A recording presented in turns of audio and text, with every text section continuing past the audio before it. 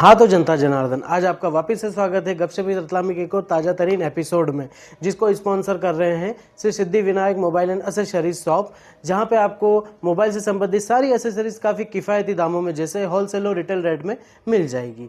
तो आज हमारी गपशप में हम स्वागत करते हैं श्रीमान शशांक तिवारी जी का, जो कि आदिवासी लोकगीतों और भजनों के कारण हमारे मालवा क्षेत्र में काफ़ी फेमस है। तो आइए आज हम आपका उनसे परिचय करवाते हैं। जय माता दी साहब। जय माता। काफ़ी अच्छा लगा आपसे मिलकर। क्या बात है। तो आपसे हम थोड़ा सा ये जानना चाहेंगे कि कहाँ से हुई शुरुआत आपके लोकगीत की। सबसे पहले तो मैं आपके जो चैनल है गपशप जी विद रतलाम, जी, उसके समस्त दर्शकों को नमस्कार करना चाहता हूँ धन्यवाद। और ये बोलना चाहता हूँ कि गाना बजाना किसी को देख के सीखा है मैंने। हमारे यहाँ पर मध्य प्रदेश में जो मेरा घर है कुंदनपुर, जी गुजरात और मध्य प्रदेश की सीमा पे लगता है। बिल्कुल। तो हमारे यहाँ जितने भी कलाकार आते थे गुजरात के आते थे। जी तो विक्रम चौहान गुजरात के, पीपी बारिया, विक्रम ठाकुर जैसे बड़े कलाकार आते थे। तो हमारे ग्रुप 2-4 जने ग्रुप ने सोचा कि ये गा सकते हैं तो अपन क्यों नहीं गा सकते। बिल्कुल। यूँ करके हमने उनसे चर्चा करी, उन्होंने हमको थोड़ा गाइड करा। फिर मेरी नानी है जो उषा देवी कोंडिन, जो गाने में नाम आता है उषा देवी, वो आकाशवाणी में गा के आए भोपाल। तो उन्होंने एक लोकगीत लिख के दिया था, ऊपर काच रो बंगलो नीचे पान की दुकान।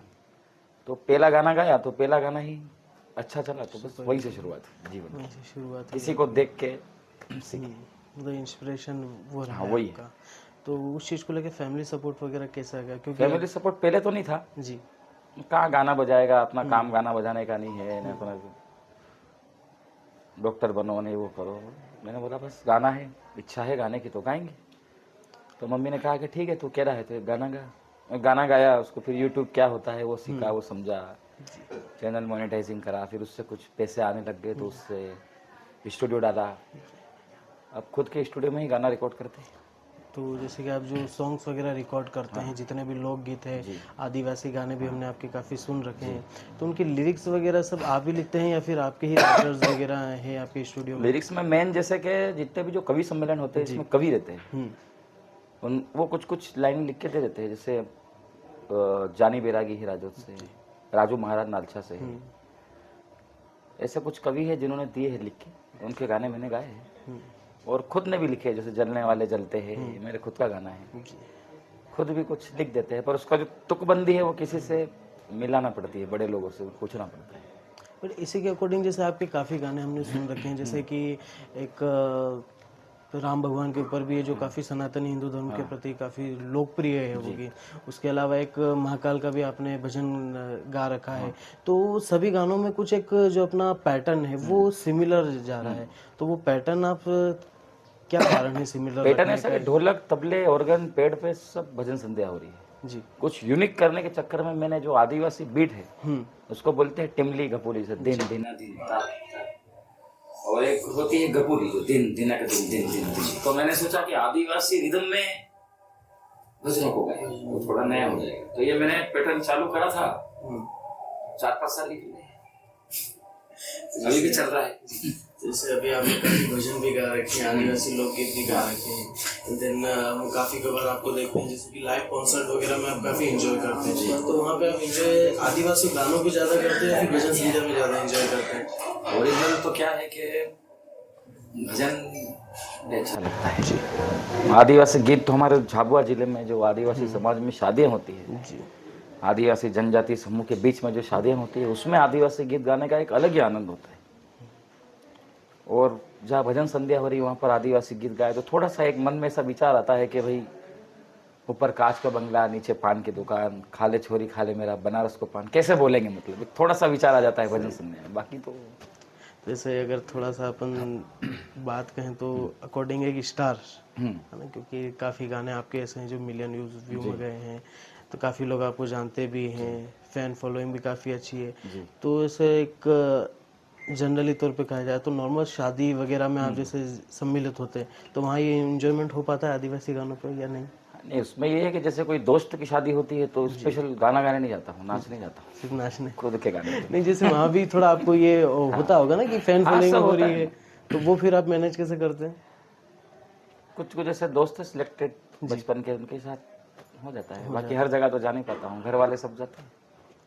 देन जैसे अभी फिलहाल आप जो लोकगीत वगैरह गायिका पूरा करते हैं, तो एज अ प्रोफेशनल ही करते हैं या फिर सिर्फ एक शौकियाना तौर पे कि हाँ चल ये रहा मेरा सिर्फ शौक है, है, शौक है। सिर्फ प्रोफेशनल तौर पे आप अभी क्या घर कर वालों रहे ने तो स्पष्ट बोला है कि आराम से कहीं दुकान उकान डालो, धंधा करो या घर रहो। अब गपशप की बात है तो गपशप जैसे बात कर रहा हूँ, घर रहो, घर बैठे आप महंगे नहीं पड़ोगे, घर वाले यूँ कहते हैं। तो अकॉर्डिंग टू प्रोफेशनल आप अभी क्या कर रहे हैं फिर? प्रोफेशनल में अभी संगीत से मेरी डिग्री हो गई है। जी, अब मैं सोच रहा हूँ कि छोटा छोटा बच्चों को म्यूजिक सिखाऊंगा, म्यूजिक क्लास खोलूंगा। आइए मेरा। काफ़ी अच्छा है ये। और स्टूडियो मैंने डाला है अभी, रिकॉर्डिंग स्टूडियो। पहले भी मैंने कहा था इस क्षेत्र से, जितने भी रतलाम क्षेत्र से जितने भी लड़कों को गाना गाना है वो निःशुल्क आके गाओ। मैंने ये भी इंस्टा पे, मेरे फेसबुक पे डाल रखा है, जिसको भी गाना गाना हो निःशुल्क आके गाओ। मतलब आपके स्टूडियो में ही हाँ, रिकॉर्ड रिकॉर्डिंग स्टूडियो में होगा, झाबुआ में स्टूडियो है, रिकॉर्डिंग स्टूडियो। दिलीप थंदार चलाता है उसको, आदिवासी अच्छा कलाकार है।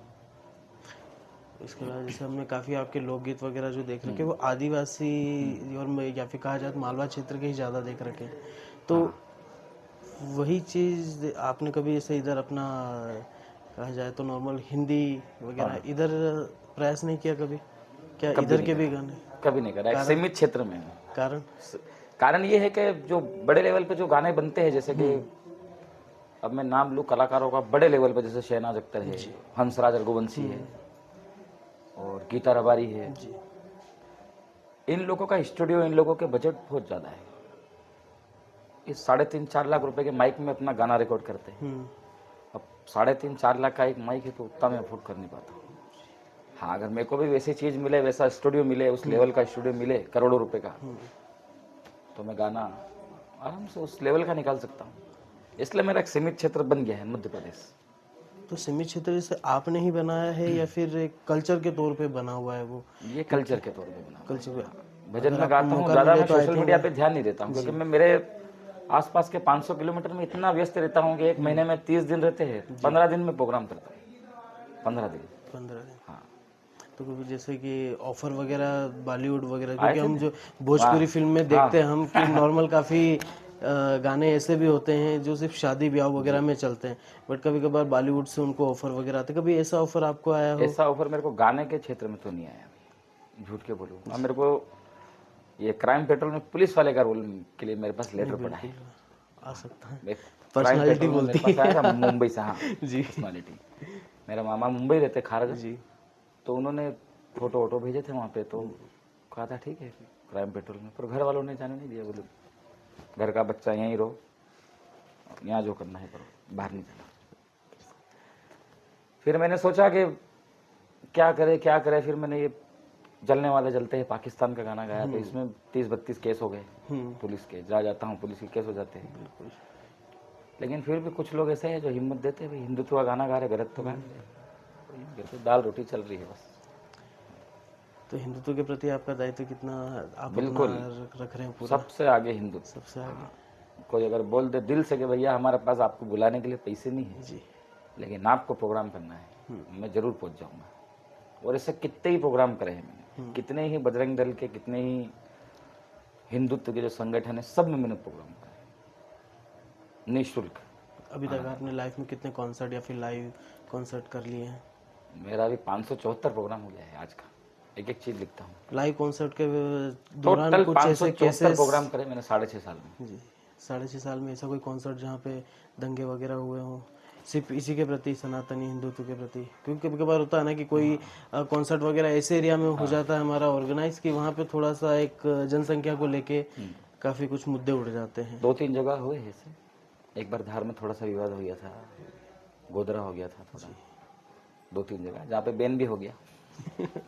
कितने क्षेत्रों में आप अभी बैन है कहा जाए? कितने? मैं अभी मेन तो महाराष्ट्र में तो पूरा बैन हूँ। महाराष्ट्र, गुजरात में दाहोद, गोधरा, बड़ौदा, अहमदाबाद प्रोग्राम मतलब देते ही नहीं है, डर के मारे कि भाई माहौल खराब हो जाएगा। जी। मध्य प्रदेश ऐसा है अपना सीमित क्षेत्र जहाँ पर खुल के अपन गा सकते हैं, खुल के गा सकते हैं, गलत गा नहीं रहे। सही है। जैसे कि अभी पिछले साल भी हमने आपको यहाँ पे देखा था भजन संध्या करते हुए, इस साल भी हम आपको अभी भजन संध्या देखते हुए ही आ रहे हैं। और देन इसके अलावा वैसे गोठड़ा वाली माता जी के प्रति आपकी कितनी आस्था है? क्योंकि जैसे अभी सनातनी के धर्म के प्रति तो आपने बताया है, बट थोड़ा सा एक अपन माता जी की आस्था के प्रति बात करें तो वो कितना क्या है? अब हमारे क्षेत्र में झाबुआ यहाँ से कम 150, 60, 70, 80 किलोमीटर है। जी। तो वहाँ के लोगों को भी पता है कि भी भविष्यवाणी होती है, गोठड़ा माता की भविष्यवाणी। तो मम्मी पापा को मैंने बोला पिछले साल के उनका प्रोग्राम मिला है गोठड़ा माता जी, तो घर वाले भी अरे वाह। तो जब से आस्था जुड़ गई, भैया दर्शन कराते हैं बिल्कुल फ़ोन पे, और मैं दर्शन करता हूँ। पर ऐसा सोचता हूँ कि परिवार के साथ आऊँ, दर्शन करूँ आराम से, पर ऐसा योग से योग नहीं जम पाता है, इधर बिजी रहते हैं। और दिल से जुड़े मानता हुए। हूँ, बिल्कुल दिल से। वैष्णो देवी हर साल जाता हूँ, हर साल। कभी ऐसा फेम वगैरह सिर पे चढ़ा है?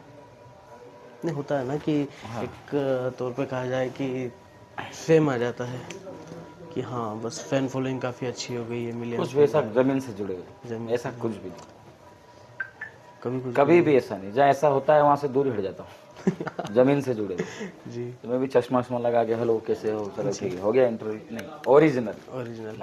ओरिजिनल बिल्कुल गांव के ओरिजिनल। क्यों बना? चलिए हम आपको इस गपशप को थोड़ा सा भी अपन यहीं विराम करते हैं। आपसे एक लास्ट सवाल और पूछ लेते हैं कि अभी हमने आपसे एक क्वेश्चन पूछा था कि बॉलीवुड से ऑफर आते हैं या नहीं है। जैसे कि जीवन में क्या होता है कि हम जहाँ से शुरुआत करते हैं, लाइफ की जर्नी स्टार्ट करते हैं, हमको पता नहीं होता कि हम कहाँ जाएंगे, बट आपने अपनी लाइफ का गोल सोच रखा है कि हाँ जी? क्या सर?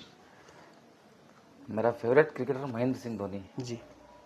उसने शुरू से मैच खेलना चालू करा, अभी भी मैच पे विराम दे रहा है, वो संन्यास लेगा। मेरा जो गाना बजाना है, लता मंगेशकर नाम नहीं ले सकते हैं, बहुत बड़ी गायिका है। सबका एक समय होता है। जी बिल्कुल सही है। सोनू निगम जी का समय, कैलाश खेर जी का, सबका एक समय होता है। और अपन तो एक क्षेत्र के कलाकार है, लोक क्षेत्र के कलाकार। इसलिए जब तक चल रहा है, जब तक चलाऊंगा, उसके बाद में मेरा मेन विराम यही है कि मैं सब जगह फ्रेंड फॉलोइंग बना रहा हूँ, सबको जोड़ रहा हूँ, पत्रकारिता करूँगा। पत्रकारिता, ये मैंने सोच रखा है। कुछ विशेष? बस पत्रकारिता करूँगा,